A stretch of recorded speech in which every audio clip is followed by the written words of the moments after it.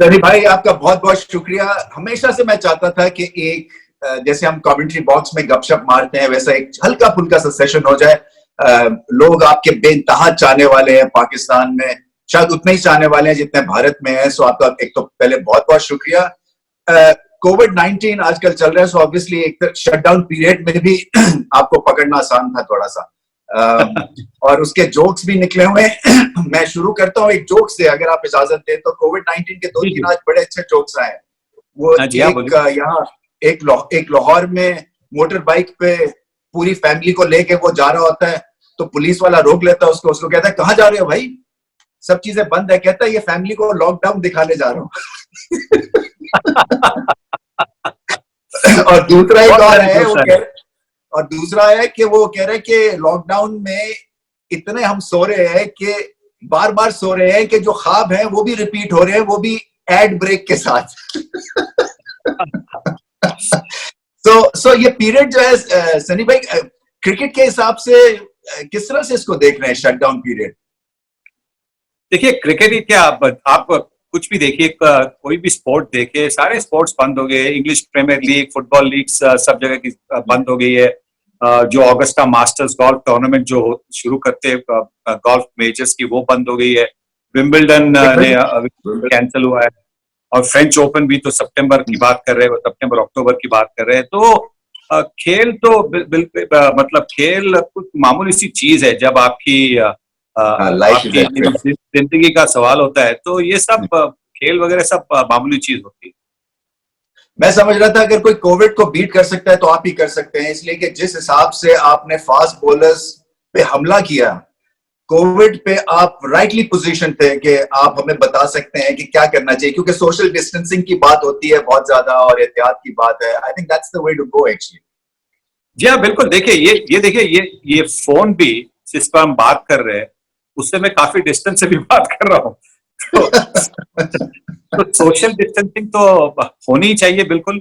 क्योंकि उसी की वजह से हमें कोई चांस मिलता है कि उसको हम और फैला न सके। क्योंकि अब ये जो स्प्रेड बनता है वो मतलब ह्यूमन कनेक्शन से होता है। मतलब आप मास्क पहने पर अगर आप स्नीज करें तो वो आप पास ऑन कर सकते हैं। तो ये जरूरी है कि एक जैसे कि ओपनिंग बल्लेबाज होते तो ओपनिंग बल्लेबाजों को ये वो समझाया जाता है कि शुरुआत में जब गेंद नहीं होती है और स्विंग होती है और थोड़ी सी उछाल लेती है, तो उस वक्त आपको थोड़ा सा संभाल कर खेलना चाहिए। और जब बॉलर थक जाता है तो उसके बाद में आप रन बना सकते हैं। फिर मैं मेरी बात करता हूँ, मैं वीरेंद्र सहवाग की बात नहीं करता हूँ, मैं मेरी बात करता हूँ, मेरे जैसे ओपनिंग बल्लेबाज की। ये लगता है ब्लेड से भी सोशल डिस्टेंसिंग हो गई है नहीं आपकी?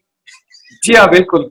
क्योंकि बात ये है कि ये मैं एक्चुअली ये मेरा पुराना घर है। और अच्छा। यहाँ पे मैं कुछ आया था तो उसी वक्त लॉकडाउन शुरू हो गया। तो वो दूसरे घर में जहाँ पे सारी शेविंग किट वगैरह वो तो नहीं थी। और फिर ये भी देखा कि अभी हमें कौन देखने वाला है। और तो इसी की वजह से ये बन गया। सबसे जी, सबसे अहम चीज है कि अब तक बीवी ने ऑब्जेक्शन नहीं लिया है, तो फिर ठीक है। ये बड़ी बात है। हालांकि देखे सबसे ना, बड़ी बात। ये एक तो ये जो रिकनेक्शन है ना, ये बड़ा एक तरह से इम्तिहान है सबके लिए। जी जी, बिल्कुल।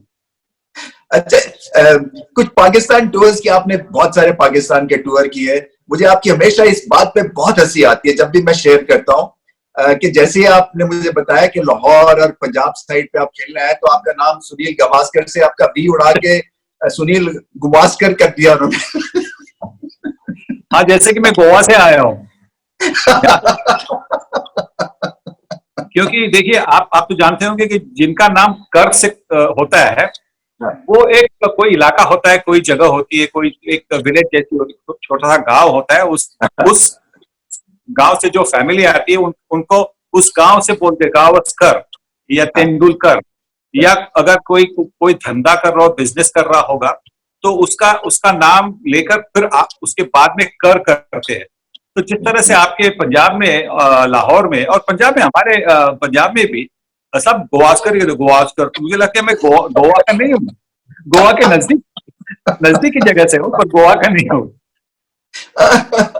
सो पहला जो टूर से लेके आखिरी टूर तक मेमोरीज तो बेनतहा होंगी, और चैलेंजेस भी मुख्तलिफ तरह से थे। मतलब शायद आपके करियर में पहली दफा इतनी जबरदस्त रिवर्स स्विंग बॉलिंग का चैलेंज आपको सामना करना पड़ा उसका, राइट? जी हाँ, बिल्कुल। ये पहले कभी हुआ नहीं था।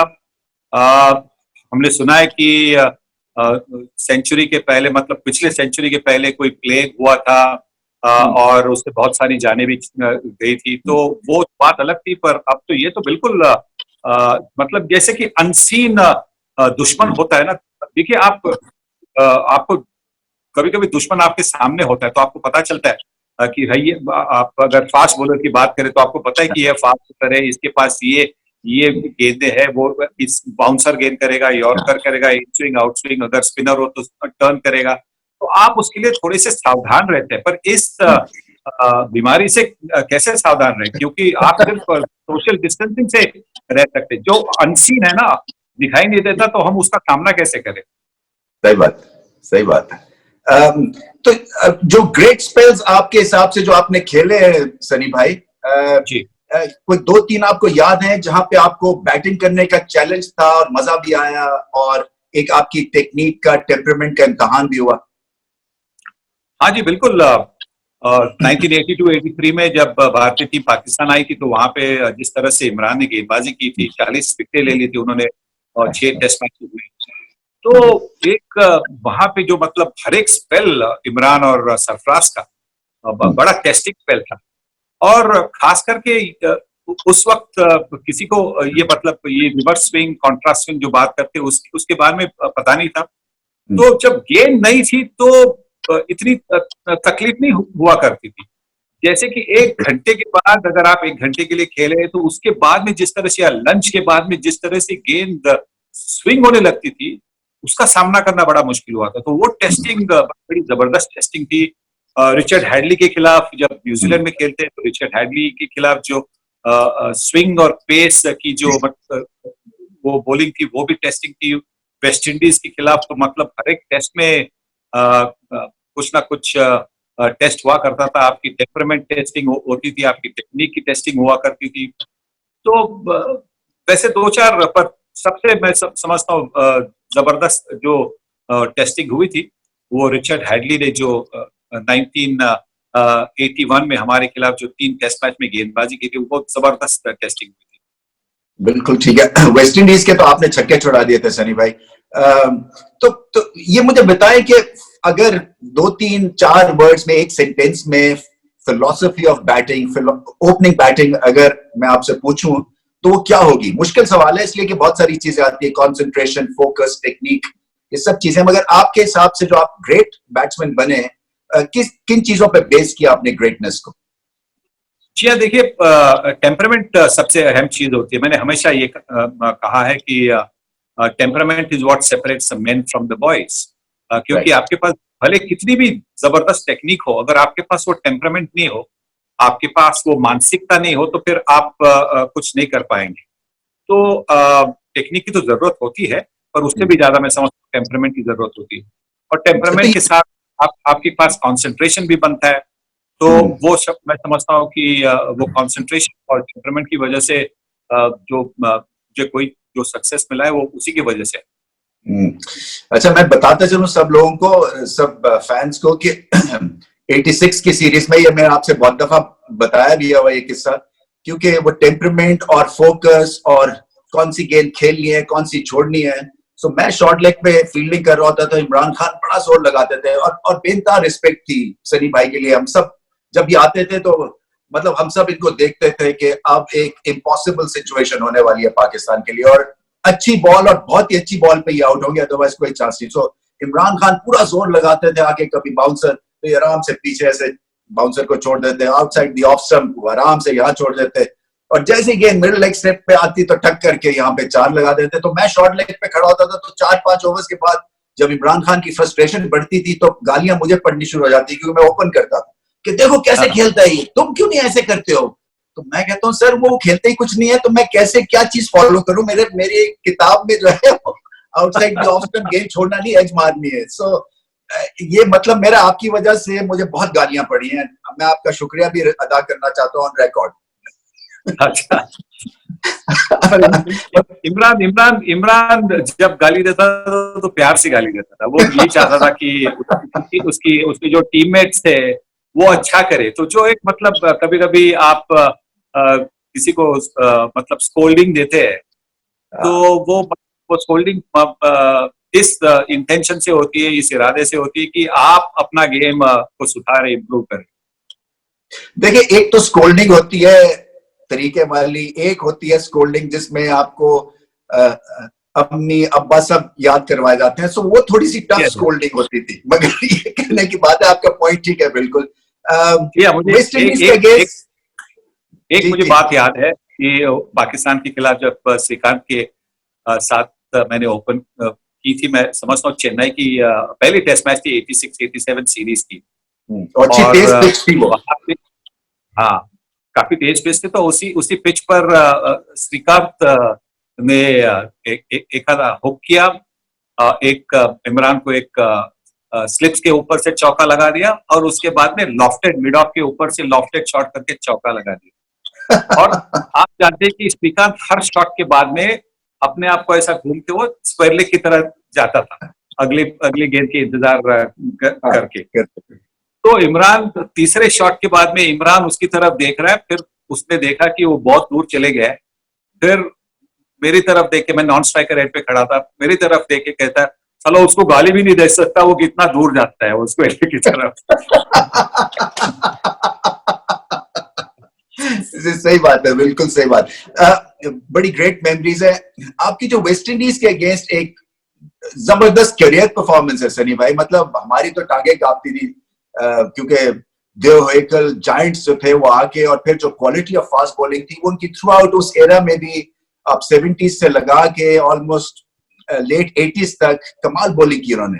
सो क्या कोई खास खुंदक थी, खास गुस्सा था, या अपना पॉइंट प्रूव करना था कि मैं दुनिया का बेस्ट बैट्समैन हूं against the best bowling attack? ये एक चैलेंज आपने समझा, इसको पॉजिटिव तरह से लिया?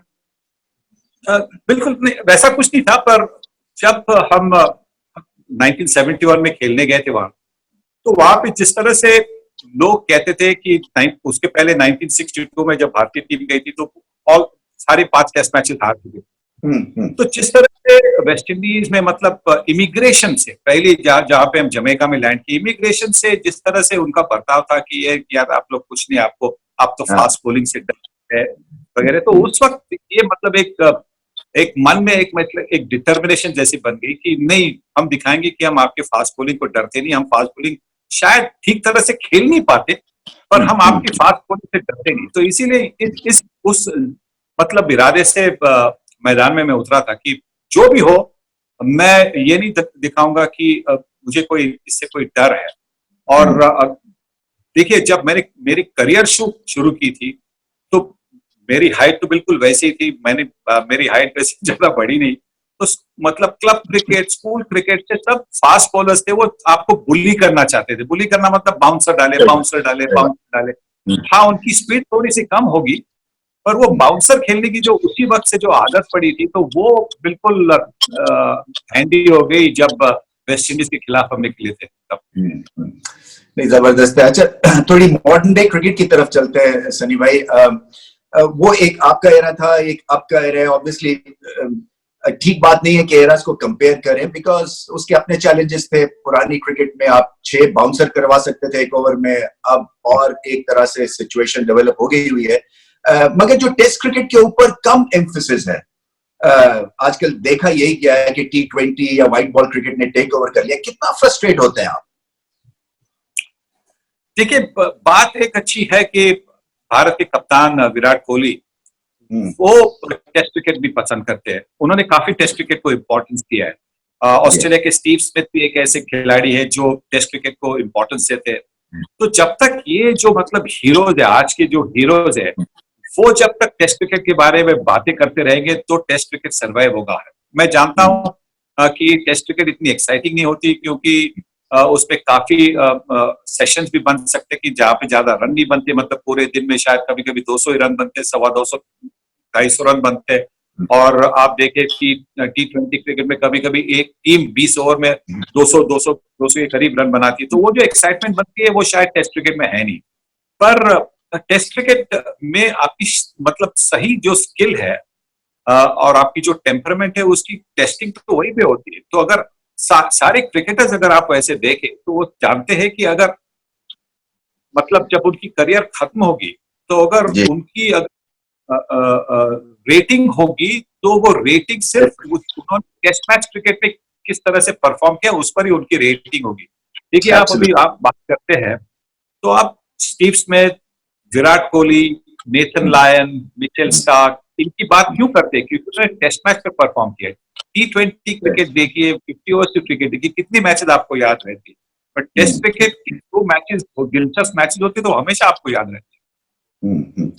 वर्ल्ड टेस्ट चैंपियनशिप के बारे में आपका क्या ख्याल है? इसलिए कि इसके ऊपर भी कहीं मेरा इसमें टेक यही है कि इसकी एक अलग से सॉलिड विंडो बनानी चाहिए थी जहां पे सिर्फ टेस्ट चैंपियनशिप हो रही होती है और बाकी क्रिकेट रोक दी जाती, ताकि अगर आपने टेस्ट क्रिकेट को उठाना है तो ये बेहतरीन मौका था, क्योंकि एडवर्टाइजर्स के पास भी ऑप्शन ना होते mass wire to park their funds in test match cricket और स्पेक्टिकल, और इंटरेस्ट भी रहता। आपको 6 महीने के अंदर शायद पता चल जाता कि कौन best side in the world है।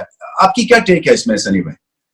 देखिए ये अगर सारे बोर्ड्स अग्री करे तो बन सकता है, पर हर एक बोर्ड चाहता है कि उनका जो खुद का डोमेस्टिक इंटरनेशनल सीजन हो वो अनटच रहे, उसको कोई हाथ नहीं लगा रहे। हमारा जो डोमेस्टिक इंटरनेशनल सीजन है वो तो चलना ही चाहिए। अगर आपके अलग समय पर अगर आप टेस्ट चैंपियनशिप खेलना चाहेंगे तो वो कर सकते हैं। अगर इसमें अगर एग्रीमेंट हो कि सारे बोर्ड्स कहेंगे कोई बात नहीं, हमारी डोमेस्टिक इंटरनेशनल जो सीजन है वो थोड़ी सी अफेक्ट हो जाए, थोड़ी सी दो महीने के लिए बंद हो, पर हम टेस्ट चैंपियनशिप खेलेंगे, तो ये बन सकता है। पर टेस्ट चैंपियनशिप होने के लिए मैं तो मानता हूं कि हर एक टीम को एक दूसरे के साथ एक बार तो खेलना चाहिए, या हो या एक बार तो खेलना चाहिए। बिल्कुल सही बात है। इसलिए कई टीम जो है वो 2-3 मैचेस ही सीजन के खेल के और उतने पॉइंट्स ले लेती हैं जितने की टीम्स ने 8 टेस्ट मैच खेले होते हैं। या देखिए अभी इस पिछले साल की जो वर्ल्ड कप हुई थी वो मैं समझता हूँ सबसे बढ़िया वर्ल्ड कप इसीलिए थी क्योंकि हर एक टीम की खेल थी। ऐसा नहीं कि 2 ग्रुप थे और 2 ग्रुप में से टॉप 2 टीम्स आ गई और 2 फिर क्वालिफाई हो गई नॉकआउट के लिए, वैसा नहीं था। तो इसीलिए सबसे एक जब आपको सही माने अगर वर्ल्ड चैंपियन अगर देखना हो, आजमाना हो, तो वर्ल्ड चैंपियन को हर टीम के खिलाफ खेलना चाहिए।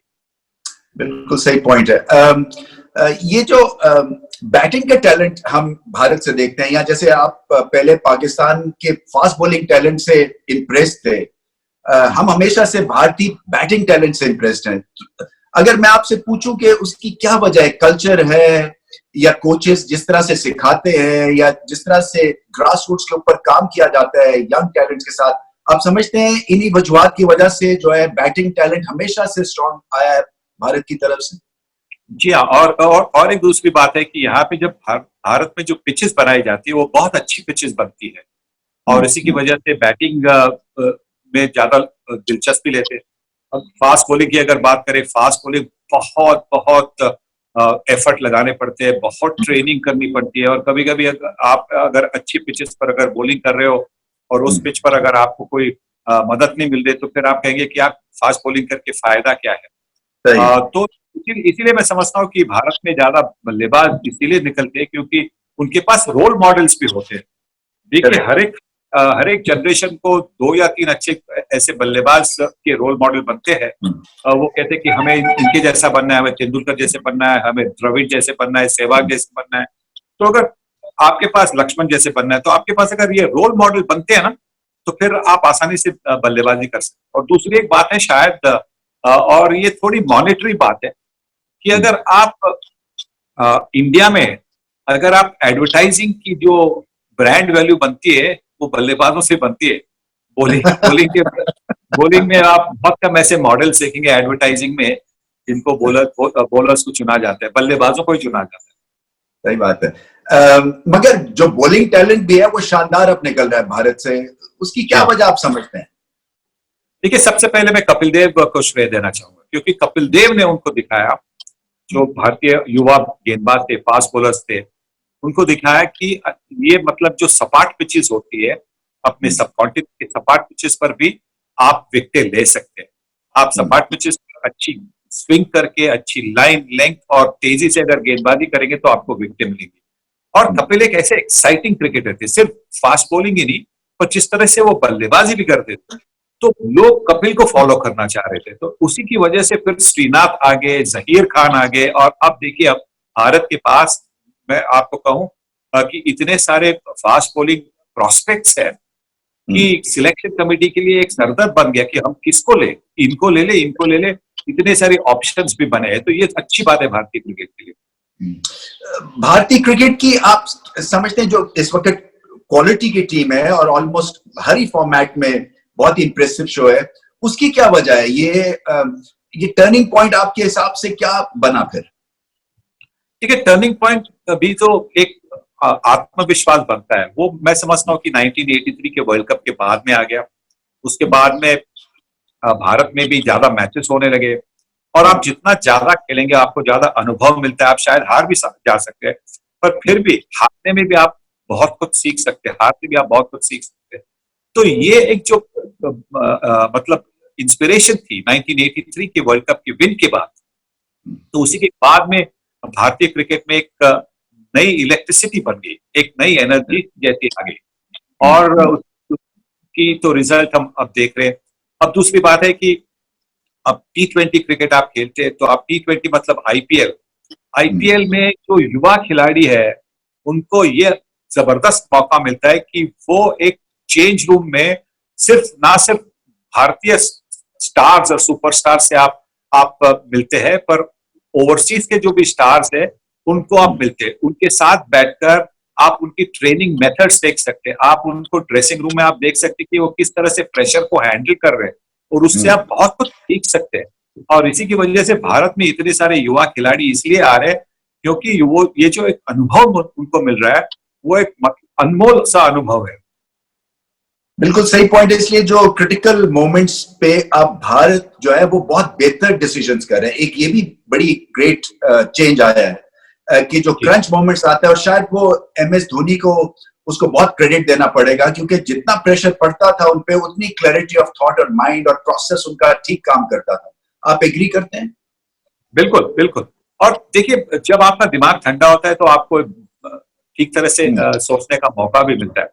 और ये भी था कि महेंद्र सिंह धोनी एक ऐसे कप्तान थे कि वो सिर्फ अपने आप पर डिपेंड नहीं करते थे, वो सीनियर प्लेयर्स से भी चर्चा करते थे, सीनियर प्लेयर्स की भी ओपिनियन लेते थे, और उसके बाद में वो खुद स्वयं डिसीजन लेते थे। पर अगर कप्तान ठंडे दिमाग का हो तो अगर आप फील्डिंग कर रहे हैं, आपने कैच टॉप किया या मिस फील्ड की या थ्रो गलत जगह किया, तो अगर आपको डांट पड़ती है तो आप ज्यादा नर्वस होते हैं। अगर आपको डांट नहीं पड़ती पर आपको पता है कि कप्तान इतने खुश नहीं है, शायद आपको चेंज रूम में आके आपको डांटेंगे बाद में, तो एटलीस्ट फील्ड पर आप और ज्यादा एफर्ट लगाते हैं।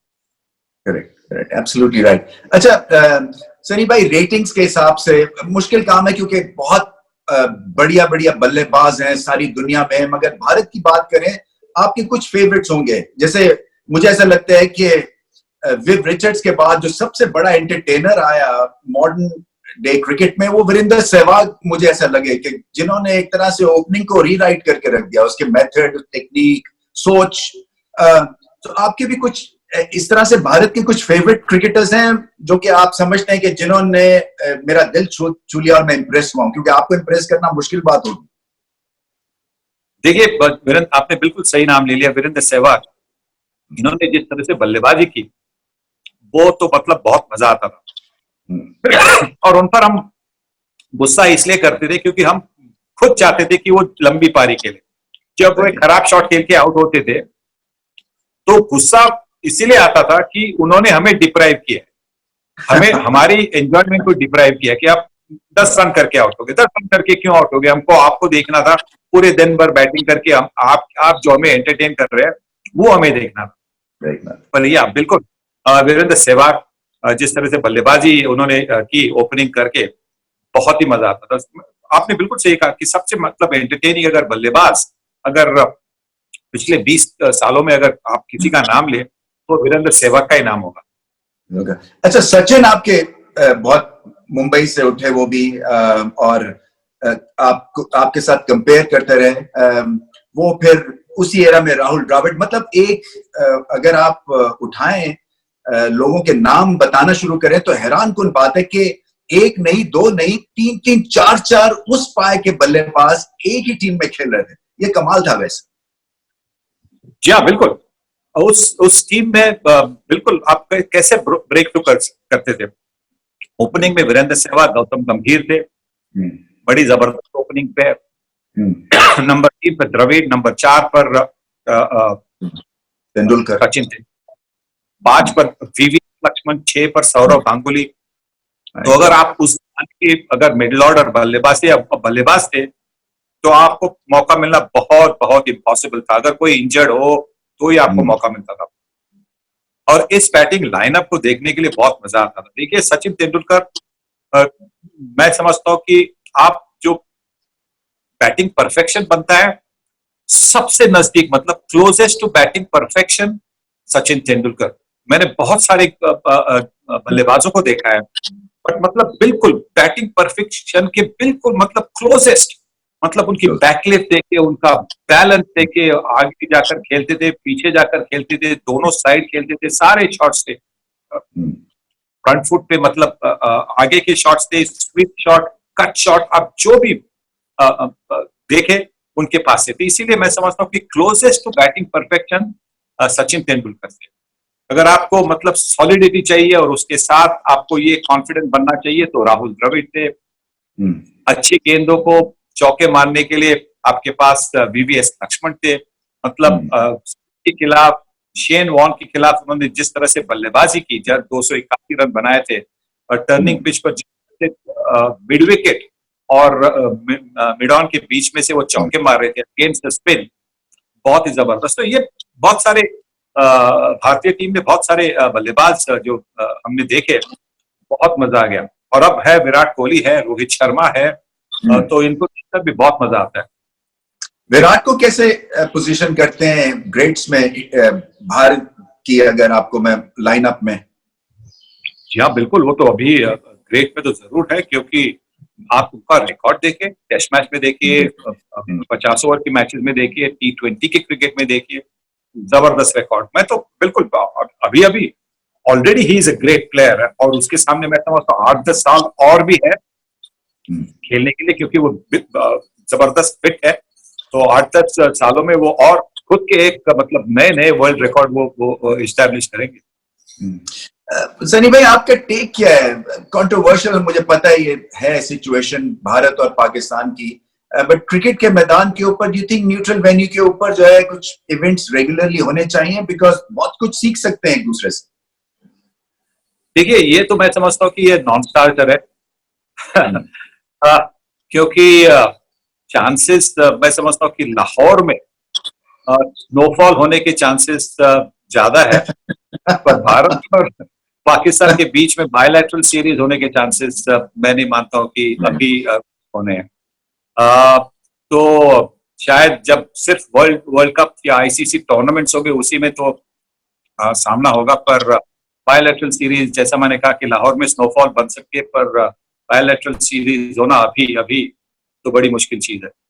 बिल्कुल सही है, मुश्किल हालात लग रहे हैं, मगर वही बात है कि क्रिकेट देखने का तो मजा यही है, यही आपकी जो है टॉप टिकट गेम है जिसके बहुत टेकर्स हैं। आईपीएल के ऊपर आपकी क्या थॉट्स हैं? हो जाएगी इस साल, कब होगी, कोई आइडिया है? थोड़ा सा मुश्किल लग रहा है, क्योंकि भारत में जो लॉकडाउन बनेगा वो शायद 30 अप्रैल तक तो बनेगा, तो उसके बाद में क्या होगा और एक्सटेंड होगा कि नहीं वो देखना होगा। पर मैं समझता हूँ कि 24 मई को फाइनल होनी थी, तो अगर आप IPL first week of May में करेंगे तो फिर 20 दिन की आईपीएल बन सकती है। क्या 20 दिन में आप इतने सारे मैचेस खेल सकेंगे? थोड़ा सा मुश्किल लग रहा है इस साल आईपीएल होना। पर शायद अगर 20 दिन का ही अगर होना है तो सिर्फ मतलब होम एंड अवे के बदले सिर्फ होम मैचेस हो सकती है, मतलब डिवाइड करके 4 मैचेस होम और 3 मैचेस अवे, ऐसे करके भी बन सकती है। अच्छा, जाते जाते पाकिस्तान के क्रिकेटर्स के साथ आप खेले हैं सनी भाई, इमरान के साथ, वसीम अकरम को आपने फेस किया, इसी तरह से जावेद मियांदाद के बारे में मैं कुछ पूछना चाहूंगा, क्योंकि उस जमाने में हमारी टीम बन रही थी, जैसे आप इंडिया 86-87 में गए थे, वो बैंगलोर का टेस्ट मैच का बहुत ही क्लासी और आपकी जबरदस्त बैटिंग थी वो। सो आपकी क्या मेमोरीज हैं, कैसे रेट करते हैं पाकिस्तान को उस जमाने में अंडर इमरान? वो तो उस जमाने में तो वर्ल्ड चैंपियन टीम थी पाकिस्तान की। जिस तरह से आपके पास एक बैलेंस टीम थी, आपके पास जबरदस्त बल्लेबाज थे ओपनिंग से नंबर 7-8 तक, क्योंकि इमरान नंबर 7 पर बल्लेबाजी करता था, वसीम नंबर 8 पर बल्लेबाजी करता था, तो जबरदस्त आपके पास बल्लेबाजी थी। अटैक भी बहुत लाजवाब अटैक था, इमरान, वसीम और सरफराज आपके और सिकंदर अटैक और बाहू। बहुत दुख लगता है कि बाहू हमारे साथ है नहीं, अब्दुल कादिर हमारे साथ है नहीं, बहुत जल्दी चले गए वो। पर इतना मतलब बैलेंस अटैक भी था, ये नहीं था कि आपके पास आपके पेस पर डिपेंड करते थे, आपके पास तौफीक थे, इकबाल कासिम काका थे, अब्दुल कादिर थे, तो आपकी टीम बड़ी बैलेंस टीम थी। जैसे कि आज भारत की भी टीम बैलेंस टीम है, मतलब ऐसा नहीं कि सिर्फ फास्ट बॉलिंग पर डिपेंड करते, भारत के पास स्पिनर्स भी हैं, तो वैसी आपकी टीम थी। और इसीलिए आपका जो परफॉर्मेंस था, मतलब ओवरसीज, सिर्फ पाकिस्तान में ही नहीं, सिर्फ आप वेस्ट इंडीज में जाके आपने जबरदस्त परफॉर्मेंस की थी, ऑस्ट्रेलिया में आपने जबरदस्त परफॉर्मेंस की थी, तो ये एक आपकी बड़ी जबरदस्त वर्ल्ड चैंपियन टीम थी उस वक्त की। पहले पता नहीं आपका किसी ने शुक्रिया अदा किया या नहीं किया, मगर मैं on behalf of all 92 world cup team आपका शुक्रिया अदा करता हूँ सनी भाई, इसलिए कि आपने हमें बैक करते रहे थे थ्रू आउट। मुझे याद, और जब आप लाहौर आए थे तो फिर लोगों ने और फैंस ने रिटर्न किया था आपका वो जो आपने जो मोहब्बत और जो एनालिसिस आपके थे कि तो पाकिस्तान को तो राइट ऑफ किया हुआ था कंप्लीटली मास हुआ है आपके। सो आपका बहुत बहुत शुक्रिया, क्योंकि बहुत हिम्मत बढ़ती है जब एक आपके पाए का प्लेयर जो है वो एक अंडरडॉग्स ही थे, हम उनको बैक करते रहे आप थ्रू आउट। सो आपका बहुत बहुत शुक्रिया। थैंक यू पर उस वक्त जिस तरह से आपकी टीम खेल रही थी, वैसा मतलब मुझ में ये दिखाई दे रहा था कि आपको कभी कभी एक ब्रेक की जरूरत होती। कोई भी मतलब टीम होती है, उनको एक ब्रेक ऑफ लक जो बनता है, और जब वो ब्रेक ऑफ लक आता है आपके साथ, तो फिर आप का सब मतलब फॉर्च्यून बदल सकता है। और बिल्कुल वैसा ही हुआ, वो जो आपकी एडिलेड में जो मैच हुई थी, वॉश आउट हुई थी, पाकिस्तान की टीम कुछ 70-80 में ऑल आउट हुआ था, उसके बाद में बरसात के बाद वो मैच ड्रॉ हो गई आपके मतलब आपने पॉइंट शेयर किए, तो ये आपको ब्रेक चाहिए था। हाँ, वही एक पॉइंट आगे लेके गया था, बिल्कुल आपने सही कहा। सो बहुत बहुत शुक्रिया सनी भाई, आपने अपना टाइम निकाला, और मुझे इसलिए खुशी हुई है क्योंकि मैं आपका हमेशा से फैन रहा हूँ और अभी भी फैन हूँ, और आप इसी तरह से फलते फूलते रहें, मतलब फूले नहीं बट फलते रहें, क्योंकि कोविड में खासे लोग फूल रहे हैं। वो कह रहे हैं कि मैं घर से बाहर तो नहीं जा सकता, मगर मेरा पेट जो है वो घर से बाहर इस वक्त हो गया खा खा के। मैं आपको बताऊं कि मैंने इतना वेट लूज किया है क्योंकि काफी एक्सरसाइज भी कर रहा हूँ, वॉकिंग और वगैरह। तो मैं 1971 की जो मेरी वेट थी, वो उस वक्त 70 किलो की वेट थी, अब 71 हो गई। तो मेरी तो फिर आप पैड पहने और जाएं अंदर, फिर थोड़ी सी, और इसीलिए तो मैं बिल्कुल इसीलिए तो मैं आईपीएल का इंतजार कर रहा हूँ। आईपीएल जब शुरू हो जाए, मैं अपना नाम ऑप्शन में डाल दूंगा। और वो, मगर ये एक प्रॉब्लम होगा कि आपकी जो स्कल है, कैप जो है, वो तो वहां एमसीसी में पड़ी हुई है, लॉर्ड्स की ग्राउंड में, तो पहनेंगे क्या आप? नहीं, T20 में जरूरत नहीं उसकी। हाँ सही है, बाउंसर नहीं होते। और आजकल तो एक ही बाउंसर बनता है, तो कोई क्या जरूरत है। ठीक बात है। बहुत बहुत शुक्रिया सनी भाई, आपने टाइम दिया, और खासतौर पे मैं आपका हमेशा से फैन हूं, जैसे मैंने कहा, एंड ऑल द बेस्ट। यही है, ये बाउंसर्स जो हैं, ये आपको पता है इसको झेलना कैसे, कोविड-19 के बाउंसर्स को। सो मैं सबसे यही कहूंगा कि सनी भाई जैसी टेक्निक, और sway away from the line of COVID-19। बहुत शुक्रिया, थैंक यू, शुक्रिया।